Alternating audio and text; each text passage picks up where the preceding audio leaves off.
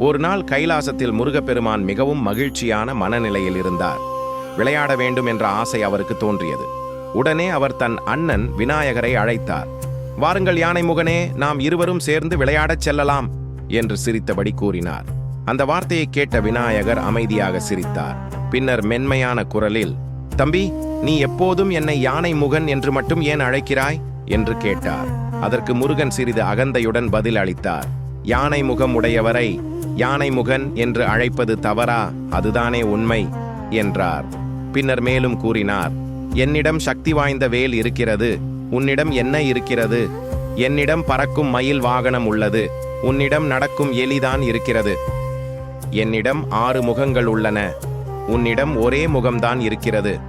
இவ்வாறு தன் பெருமையை வெளிப்படுத்தி அகந்தையுடன் பேசி முருகன் உறங்கச் சென்றார். இதைக் கேட்ட விநாயகர் எந்த கோபமும் காட்டவில்லை. ஆனால் முருகனின் அகந்தையை கற்றுக் கொடுக்க வேண்டும் என்று நினைத்தார். முருகன் ஆழ்ந்த உறக்கத்தில் இருந்தபோது விநாயகர் மெதுவாக சென்று அவரது சக்தி வேலை எடுத்துக்கொண்டு உடைக்க நினைத்தார். ஆனால் அதிசயம் நடந்தது. விநாயகர் வேலை கையில் எடுத்த அந்த நொடியில் முருகனின் ஒரு கண் சிமிட்டலிலேயே அதே போல ஒரு சக்தி வாய்ந்த போலி வேல் தோன்றியது. இதையெல்லாம் மறைந்திருந்து சிவபெருமானும் பார்வதி தேவியும் பார்த்து கொண்டிருந்தனர். அவர்கள் விநாயகர் கையில் இருந்த வேலையை உண்மையானது போல தோன்றும் போலி வேலாக மாற்றினார்கள். விநாயகர் அந்த வேலை உடைத்தார், மீண்டும் உடைத்தார், மீண்டும் உடைத்தார். ஒவ்வொரு முறையும் ஒரு புதிய வேல் தோன்றிக்கொண்டே இருந்தது. இதை பார்த்த விநாயகர் ஆச்சரியமடைந்தார். அந்த நேரத்தில் முருகன் விழித்துக் கொண்டார். உடைந்த வேலைகளையும் விநாயகரின் செயலையும் பார்த்ததும் அவருக்கு கடும் கோபம் வந்தது. என்ன செய்தாய் அண்ணா என்று கோபத்துடன் கத்தினார்.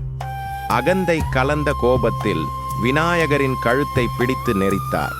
அந்த சமயம் சிவபெருமான் உடனே தோன்றி, நிறுத்து முருகா என்று கூறினார். பின்னர் நடந்த அனைத்தையும் விளக்கினார். மகனே, விநாயகர் உன் வேலையை உடைக்கவில்லை, அது போலிவேல். உன் அகந்தையை உணரச் செய்வதற்காக நாம் இப்படி செய்தோம் என்றார். முருகன் அமைதியானார். அப்போது சிவபெருமான் மென்மையான குரலில் ஒரு பெரிய பாடத்தை கூறினார்.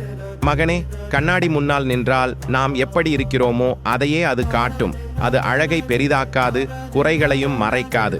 அதே போல யாராவது உன்னை அவமானப்படுத்தினால் அது உன்னை பற்றி அல்ல, அவர்களுக்குள் இருக்கும் எண்ணங்களையே அது வெளிப்படுத்துகிறது.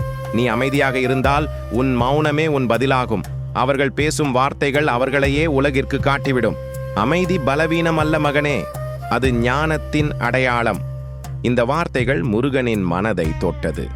தன் அகந்தையை உணர்ந்த முருகன் விநாயகரிடம் மன்னிப்பு கேட்டார்.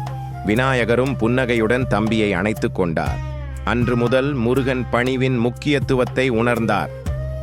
இந்த கதை நமக்கு சொல்லும் பாடம்: அகந்தை மனிதனை வீழ்த்தும், அமைதி மனிதனை உயர்த்தும். யாராவது நம்மை அவமானப்படுத்தினால் கோபப்பட வேண்டாம், அது அவர்களின் மனநிலையை மட்டும் காட்டுகிறது. மௌனமே மிகப்பெரிய பதில்.